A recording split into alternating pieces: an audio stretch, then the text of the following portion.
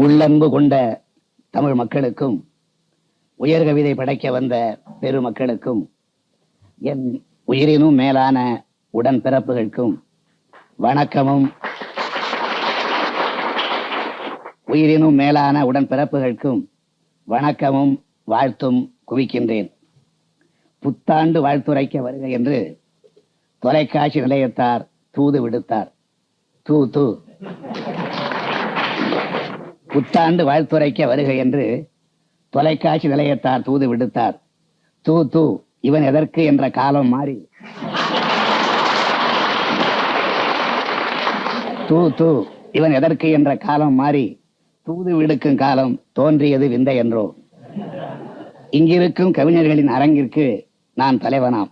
வேடிக்கை, நல்ல வேடிக்கை. இலக்கணம் எனும் தாய்ப்பால் அருந்தாமல் பசி எடுத்த போதெல்லாம்